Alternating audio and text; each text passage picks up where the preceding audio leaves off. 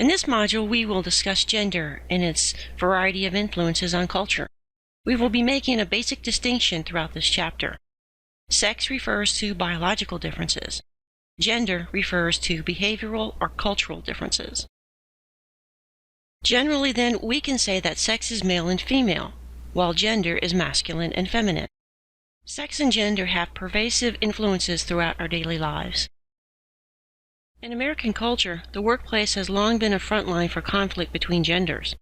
Your textbook relates startling statistics from the field of information technology.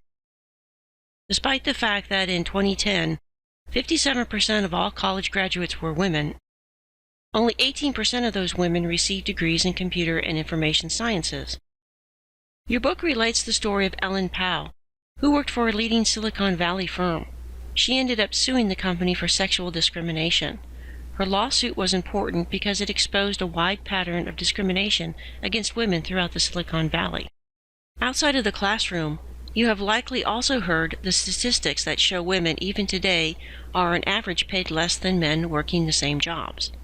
Since this is an anthropology class, our point is not to discuss how women are treated unfairly in the workplace. Instead, our interest lies in how pervasive cultural ideas of gender and sex are in our society.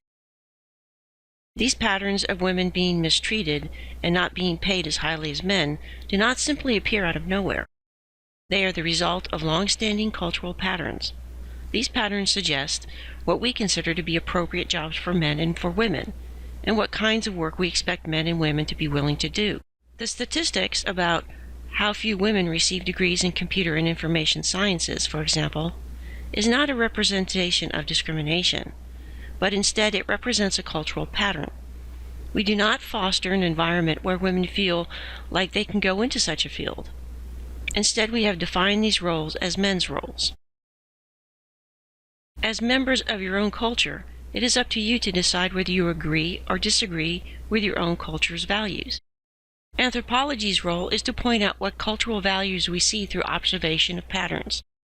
It's easy to overlook something from one's own culture when it's the only pattern you've ever known. In this chapter, we will be exploring several questions, all aimed at coming to a more nuanced understanding of gender.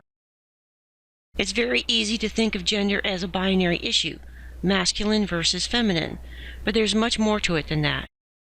Are men and women born or made? Are there more than two sexes? How do anthropologists explore the relationship between gender and power?